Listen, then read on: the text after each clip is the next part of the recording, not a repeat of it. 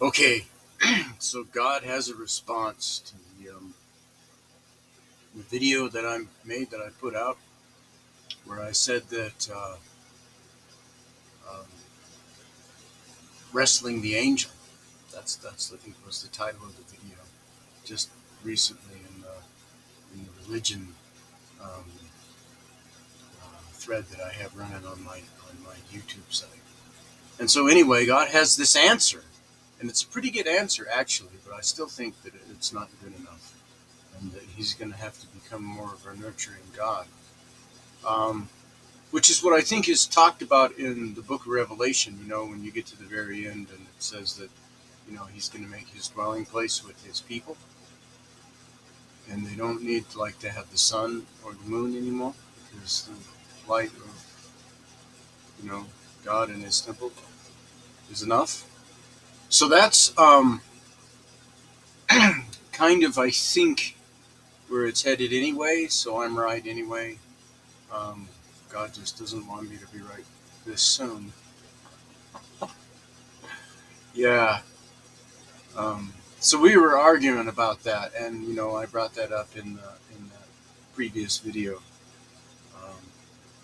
and that was because the secret thing that I knew about that I wasn't telling you guys was I have this really unruly dog, and he jumped out of my trailer window and broke it, and he's done some other stuff, and he's torn up the inside of my SUV on the inside door panels and things like that. And I'm tired of hitting him. I don't want to hit him anymore, and so I just, like the other day, he loves to play fetch, and so I wouldn't play fetch with him. Not a, not a. It's got to be connected, in some way where he can understand it, so that it's like connected to the behavior. But I need to find a reward for him, because what I discovered was, anyway, he was worse, and then I started noticing. I started looking at him and thinking, okay, look, he's uh, he's responding. He's not getting enough attention in the day, I don't think. I have two dogs. One of them is getting more attention than the other because the other one's always asking for attention, and this dog's not. And when I started paying more attention, going over and petting him more, like deliberately, interacting with him on purpose, um, like, he likes to play fetch, things like that, that he's been such a much better dog, you know. And I told God about that, and, you know, yeah, because God likes to enforce this randomness thing, and I'm right. I know in Revelation and what it talks about, where eventually God will make His home with the people, is testimony to that. Of course, I'm right. Nurturing works. But God told me this, because yesterday I went over to my little homestead there, and man, it was just like Dorothy, and her house was going to be lifted up off of the valley floor and spun into space because it was blowing and blowing and blowing. And my new fence I put up that I didn't because of this wicked dog. Um, I had to put this really high fence up, um, and but the problem was that when I drove the T-posts in to hold the fence, I said to myself, "Oh man, I might have to extend this because he's such a great athlete. I may actually have to put another row of something up here." And so I didn't drive the T-posts in enough. And so when this, Dorothy-sized wind came up, it was really showing me where my fence was weak, you know? And so I tried to fight it. I got up on my stepladder and I was pushing the whole thing over with one hand, and I had the 8-pound sledgehammer up here with the other hand, because you know what? I may be 61, but I can still do that. I can still swing an 8-pound sledgehammer with one hand.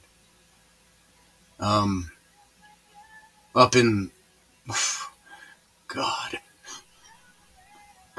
wind was roiling. It was just, I mean, and that's what it was. Because, then I said, I got to leave here because it's not reasonable to do this. I need to let everything fall down that's going to fall down. It's not going to go very far. It's heavy as shit. Um, uh, and then come back and fix it, right? Stop being the obstinate person that you are, like you have this autistic side in you where you just can't let go of shit you need to get done. Um, so, so I did. And, and I had this other thing. Bought this toolbox at Harbor Freight, and I was trying to get the thing. I wanted to change out. I went to the property because I just bought this toolbox. I knew it was going to be bad weather. I won't be able to work on digging my cistern because I'm digging this nice deep cistern hole. It's got to be 6 feet deep, which is part of it is already. I mean, I'm almost there, actually, and it's got to be 87 inches on the side. And maybe it's got to be a little bit more than 6 feet because the top of it's going to have to be below grade too. Because it's got to be buried enough so the water doesn't freeze that's in the tank. I'm going to bury this upright tank or tank. Not, yeah, I don't want to get into what type of tank it is. So anyway, I'm going to bury this tank, and I've been working hard digging this hole, and all these things have happened, and the back of my truck is just entirely disorganized, and I already lost a ratchet. I don't know if somebody stole it or if I misplaced it or I'll find it there for at some point or what the hell's going on, but I need to keep better track of my shit. So I got this one great big toolbox to put all these little toolboxes that I have into.